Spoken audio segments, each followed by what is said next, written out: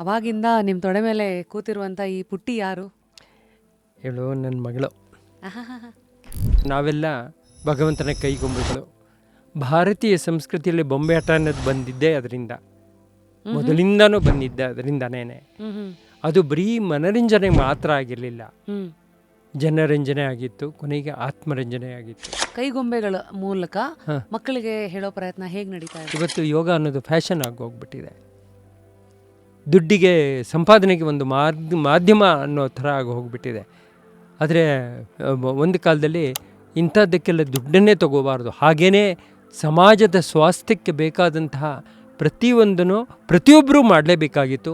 ಅದಕ್ಕೆ ಯಾವುದೇ ರೀತಿ ಪ್ರತಿಫಲಾಪೇಕ್ಷೆ ಇಲ್ಲದೆ ಮಾಡಬೇಕು ಅಂತ ಇವತ್ತಿಗೂ ಆ ಶಾಸ್ತ್ರವನ್ನು ಹೇಳುತ್ತೆ. ಅದು ಮಾತೃ ಋಣನ ತೀರಿಸೋದು ಹೇಗೆ? ಹೆಣ್ಣು ಮಕ್ಕಳನ್ನು ನಾವು ಬಳಸೇ ಇಲ್ಲ, ಬಳಸಿ ಎಸೆತಕ್ಕಂಥ ಜನ ಅಂತ ಕೆಲವರೆಲ್ಲ ಹೇಳ್ತಾರೆ.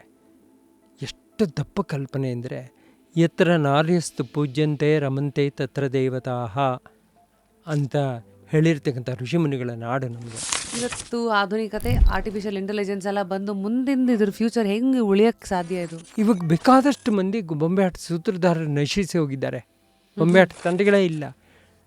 ಈಗ ಒಂದು 40 ವರ್ಷದ ಹಿಂದಕ್ಕೆ 57 ತಂಡಗಳು ಸುಮಾರಾಗಿದ್ವು. ಇವಾಗ ಹುಡುಕಿದ್ರೆ ಒಂದು 4-5 ತಂಡನೂ ಸಿಕ್ಕಲ್ಲ. ಫುಲ್ ವಿಡಿಯೋನ ನೋಡಿ ಆನ್ ರ್ಯಾಪಿಡ್ ರಾಶ್ಮೀಸ್ ಯೂಟ್ಯೂಬ್ ಚಾನಲ್.